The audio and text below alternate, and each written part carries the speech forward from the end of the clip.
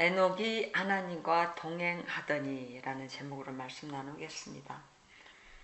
창세기 4장 8절부터 살펴보도록 하겠습니다. 가인이 그 아우 아벨에게 고하니라. 그 후 그들이 들에 있을 때 가인이 그 아우 아벨을 쳐 죽이니라. 여호와께서 가인에게 이르시되 내 아우 아벨이 어디 있느냐? 그가 가로되 내가 알지 못하나이다. 내가 내 아우를 지키는 자이니까. 가라사대 내가 무엇을 하였느냐? 내 아우의 핏소리가 땅에서부터 내게 호소하느니라. 땅이 그 입을 벌려 내 손에서부터 내 아우의 피를 받았은즉 내가 땅에서 저주를 받으리니. 가인은 시기하고 분내고 선을 행하지 아니한 최초의 살인자가 되겠습니다. 시기하고 분내는 마음을 품고 있는 가인의 예물을 하나님이 받지 않으셨어요. 가인이 피해 제사를 드리지 않아서 하나님이 받지 않았다고 하는 그런 목회자도 있어요. 그 말은 전혀 근거가 없고 하나님은 예물을 드리는 사람의 중심을 보신다는 것이 오늘 또 우리가 또 성경 말씀을 통해서 많이 확증이 되었습니다. 선한 양심으로 정성껏 드리는 예물을 하나님이 기뻐하시는 것입니다. 아벨이 미워서 심하게 때렸는데 살인이 발생한 거예요. 이것은 하나님의 소원도 아니고 아담과 하와의 소원도 아니고 죄의 소원이 되겠습니다. 사도 바울이 자신의 내면을 들여다보면서 선을 행하기 원하는 자신에게 악이 함께 있다라고 고백을 했습니다. 이것을 행하는 것은 내가 아니고 내 속에 거하는 죄라는 사실을 바울이 밝혔어요. 창세기에 죄의 소원이 있다라고 그런 말이 나옵니다. 로마 7장 14절 이하에서 이런 자백을 사도 바울이 합니다. 죄를 짓는 자마다 죄의 종이 되고 사망이라는 것입니다. 죄에게 순종하면 죄의 종이 되어 사망에 이른다라는 것입니다. 그리고 의에 순종하면 의의 종이 되어 생명에 이르는 것입니다. 10절에서 내가 무엇을 하였느냐? 이렇게 하나님께서 가인에게 물으셨어요. 이것은 하나님께서 가인에게 아주 중요한 질문을 하신 것입니다. 사도 바울이 예수님을 믿는 사람을 핍박했어요.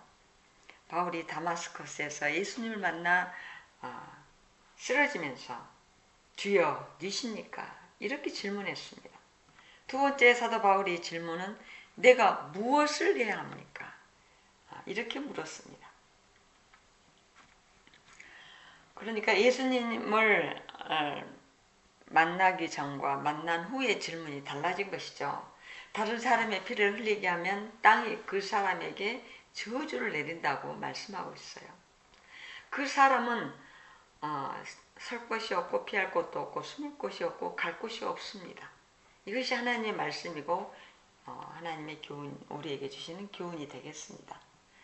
다시 말하면 누구든지 모구한 사람의 피를 흘려서는 안 된다는 것이죠. 그래서 억울한 피가 이 땅에 흐르지 않도록 해야 하는 것입니다. 자, 12절부터 보겠습니다. 내가 밭 갈아도 땅이 다시는 그 효력을 내게 주지 아니할 것이요. 너는 땅에서 피하며 유리하는 자가 되리라. 가인이 여호와께 고하되 내 죄벌이 너무 중하여 견딜 수 없나이다. 주께서 오늘 이 지면에서 나를 쫓아내시온즉 내가 주의 낯을 배웁지 못하리니 내가 땅에서 피하며 유리하는 자가 될지라. 물은 나를 만나는 자가 나를 죽이겠나이다. 여러분, 죄인은 쫓아오는 사람이 없어도 도망 다니게 됩니다. 자신의 발자국 소리에도 놀란다고 하잖아요. 낙엽이 굴러가는 소리에도 놀란다고 하잖아요. 꿈속에서도 가위에 눌리고 숨을 곳이 없습니다. 죄를 지으면 저주가 따라다니죠. 그 죄를 용서받기 전에는 저주가 일평생 따라다니고 지옥까지 데려갑니다. 사람의 피를 흘리면 원래는 죽었어야 합니다. 그런데 가인이 살을 했는데도 왜 하나님께서 용서를 하셨을까요? 그 당시 살인이 무엇인지 알지 못할 때 살인이 발생한 것입니다. 하나님이 가인을 용서해 주셨지만 죄가 없어지는 것은 아닙니다. 그 당시 세상에는 아담과 하와와 가인밖에 없는데 누가 죽이겠는가 이런 질문이 들죠. 이런 질문이 우리 자신에게 또 성경을 읽으면서 그러면 이 세 사람밖에 지금 없는데 누가 가인을 죽인단 말인가 이런 생각이 들 수 있다는 것이죠. 여러분 세월이 한참 흘렀다는 사실을 우리가 알아야 되겠어요. 창세기는 이야기를 많이 압축해서 기록된 책인 것을 기억해야 합니다. 가인은 이미 결혼을 해서 독립하여 살고 제사도 따로 지내고 있었어요. 만약 아버지의 슬하에 있었다면 아담이 제사를 드림으로 따로 드릴 필요가 없는 것이죠. 자식이 결혼해서 가인은 가인대로 아벨은 아벨대로 따로 제사를 드리고 있었습니다. 그때는 사람들이 상당히 많이 살았다고 볼 수 있어요.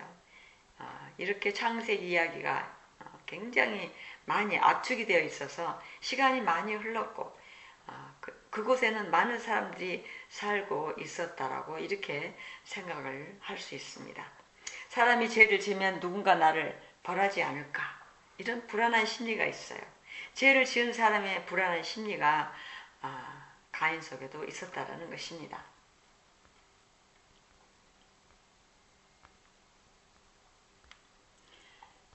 자, 15절부터 보겠습니다. 여호와께서 그에게 이르시되 그렇지 않다. 가인을 죽이는 자는 벌을 7배나 받으리라 하시고 가인에게 표를 주사 만나는 누구에든지 죽임을 명케 하시니라.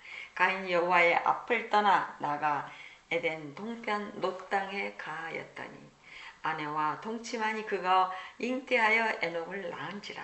가인이 성을 쌓고 그 아들의 이름으로 성을 이름하여 에녹이라 하였더라. 에녹이 이랏을 낳았고 이랏은 무후야엘을 낳았고 무후야엘은 무두사엘을 낳았고 무두사엘은 라멕을 낳았더라.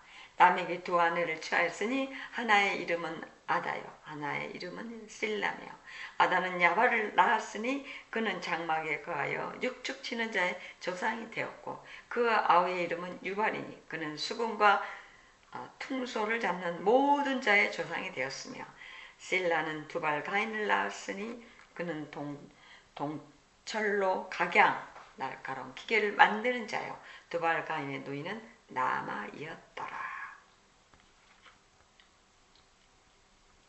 가인에게 표를 주사 만나는 누구에게든지 죽임을 명케 하시니라.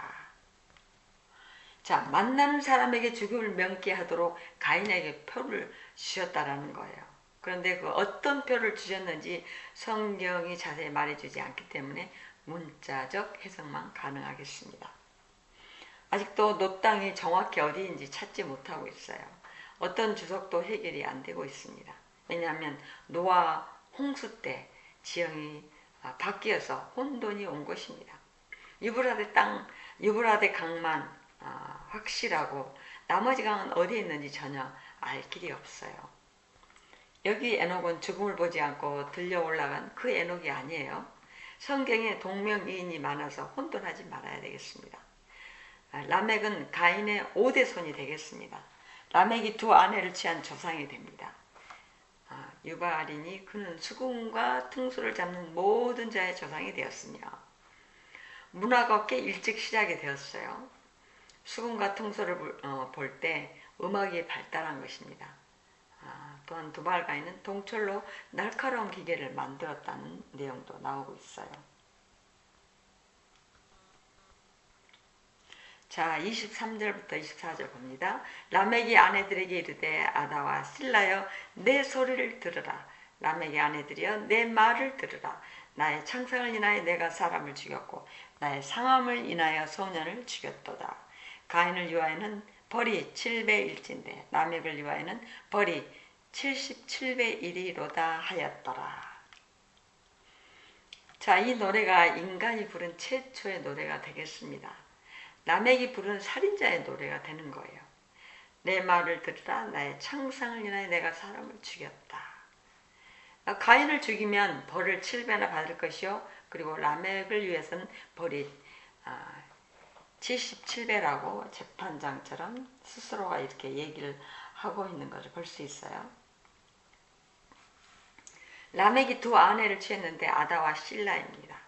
라멕이 아내를 둘씩이나 취하고 그 손에 칼이 들려지고 흉악한 노래를 불렀어요. 이것은 인간이 타락의 길로 가고 있음을 보여주는 그런 예시가 되겠습니다. 창세기 4장부터 보여주는 큰 흐름은 결국 노아의 홍수를 얘기하려고 하는 것입니다. 죄악이 처음에는 과일 하나를 따는 것을 시작을 했어요. 그 다음에 가인이 동생 아벨을 죽였습니다. 가인의 자손 중에 죄악이 더 빨리 증폭되는 것을 볼 수 있습니다. 그 다음에는 라멕이 아내 둘을 취합니다. 여러분, 그리스도인들은 하나님의 도우심을 받아서 선을 행하려는 의지를 가져야 되겠어요. 선을 행하지 않으면 죄가 문 앞에 엎드려 있습니다. 야고보가 말하기를 선을 알고도 행치 않는 그 자체가 죄라고 말했습니다. 우리가 죄를 안 범하는 유일한 길은 계속 선을 행하는 것입니다. 선을 계속 행하고 있는 동안에는 죄를 짓지 않기 때문입니다. 선을 알고도 행치 않는 그 자체가 죄라는 것입니다. 그래서 선한 사람은 선한 행위를 하고 악한 사람은 악한 행위를 하는 거예요. 선을 행한 오늘이 나의 선한 과거를 만들게 되고 선한 미래가 만들어지는 것입니다. 그래서 끊임없이 선하게 살려고 하는 그런 의지가 필요하다는 것입니다.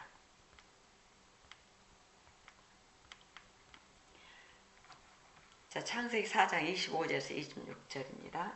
아담이 다시 아내와 동침함에 그가 아들을 낳아 그 이름을 셋이라 하였으니 이는 하나님이 내게 가인의 죽인 아벨 대신에 다른 씨를 주셨다 함이며 셋도 아들을 낳고 그 이름을 에노스라 하였으며 그때 사람들이 비로소 여호와의 이름을 불렀더라. 하와가 셋을 낳았고 그 다음에 셋이 아들을 낳았다고 나오죠. 창세기가 얼마나 압축되어 있는지 대략 짐작을 할 수 있습니다. 창세기 한 권의 시간대가 나머지 성경 전체만큼 될 정도로 그만큼 창세기의 이야기가 굉장히 압축되어서 기록되었다고 제가 누누이 말씀을 드렸어요. 그래서 창세기는 설명이 좀 더 필요하고 시간대를 넓혀서 우리가 또 생각할 수 있어야 되겠습니다. 하나님께서 천지를 창조하실 때 천지를 창조한 대략이 이렇다고 나오죠. 대략은 크게 생략하고 중요한 것만 썼다라는 것입니다. 셋도 아들을 낳고 그 이름을 에노스라 하였으며 그때 사람들이 비로소 여호와의 이름을 불렀더라. 자, 셋의 가문에서 하나님께 기도하고 예배하는 것이 조금씩 이루어져 가는 것을 볼 수가 있죠. 자, 창세기 5장 1절부터 4절 봅니다. 아담 자손의 계보가 이러하니라. 하나님이 사람을 창조하실 때 하나님의 형상대로 지으시되 남자와 여자를 창조하셨고 그들이 창조되던 날에 하나님이 그들에게 복을 주시고 그들의 이름을 사람이라 일컬으셨더라. 아담이 130세 자기 모양 곧 자기 형상과 같은 아들을 낳아 이름을 셋이라 하였고 아담이 셋을 낳은 후 800년을 지내며 자녀를 낳았으며 자, 5장에서 아담 자손들이 노아가 날 때까지 족보를 다루고 있습니다. 아담의 계보를 이야기하는데요. 이 계보가 아브람 쪽으로 흘러갑니다. 아브람의 아들 이스마엘과 이삭 중에서 또 이삭을 중점적으로 다루고 있죠. 이삭의 아들 에서와 야곱 중에서 야곱을 또 포커스합니다. 야곱의 아들이 12아들 중에서 유다와 요셉이 있는데 유다 쪽으로 이야기가 기울어집니다. 결국은 다윗의 족보에서 마침내 예수 그리스도로 종교를 짓습니다. 전부 이야기하면 책이 두꺼워지므로 이렇게 한 가닥을 지어서 얘기를 해나가는 걸 볼 수가 있어요. 그래서 우리가 성경을 볼 때 일단 숲을 보고 나무를 보는 훈련을 하면 성경이 보입니다. 창세기가 좀 어려워서 설명이 필요하지만 창세기를 제대로 공부하면 출애굽기는 너무나 쉽습니다. 레위기는 하라 하지 마라 이것만 구분하면 누구나 이해할 수가 있어요. 뱀이 여자를 깰 때 결코 죽지 아니하리라. 그래서 여자는 정말 죽지 않는 줄 알았는데 창세기 5장에서 보면 누구나 죽는 것이 죽는다는 것을 알 수가 있습니다. 아담은 930세, 아담의 아들 셋이 912세, 에노스는 905세, 게나는 910세, 마할랄렐은 895세, 야렛은 962세, 무드셀라는 969세, 노아는 950세까지 살았어요. 노아 때 홍수가 났는데 홍수 이후에 사람들의 키가 갑자기 줄어들었습니다. 노아의 아들 셈은 600세, 그 다음에 아르박삭은 438세, 그 밑에 셀라는 433세, 멜렉은 239세, 데라는 205세, 그리고 아브라함은 175세, 다윗은 700세를 살았습니다. 하나님이 그들에게 복을 주시고 그들의 이름을 사람이라 일컬으셨더라. 자, 복받은 존재, 그 이름이 사람입니다. 사람은 하나님께 복받은 존재입니다. 이 세상에서 제대로 살려면 하나님께 복을 받아야 합니다. 사람은 원래 복받은 존재입니다. 하나님은 사람을 복을 주고 싶어서 만든 그릇이 되겠어요.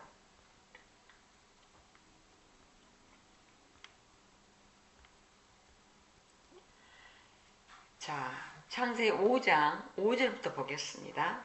그가 930세를 향수하고 죽었더라. 셋은 105세 에노스를 낳고 에노스를 낳은 후 807년을 지내며 자녀를 낳았으며 그가 912세를 향수하고 죽었더라.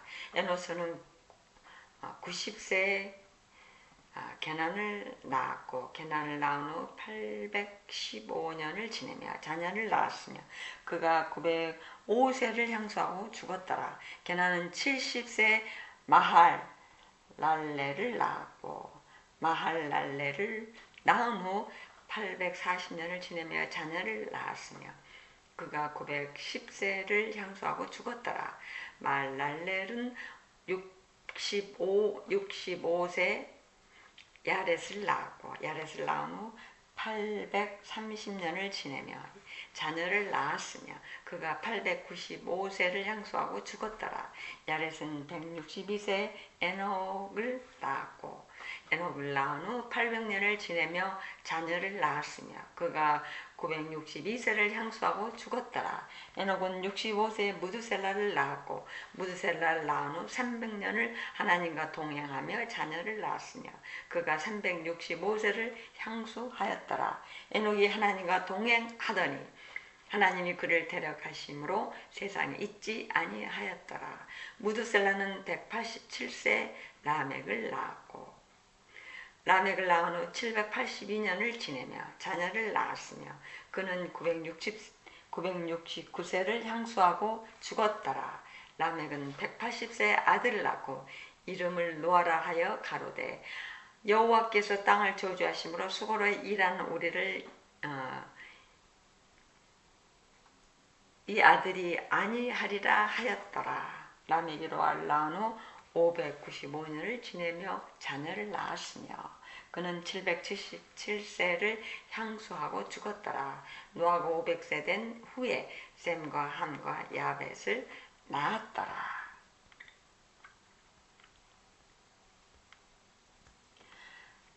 다른 사람들은 향수하고 죽었더라 이렇게 나오죠. 그런데 에녹은 하나님과 동행하는 삶을 살면서 하나님을 기쁘시겠다라는 거예요. 그래서 그는 죽음을 보지 않고 하늘로 들려 올려졌습니다.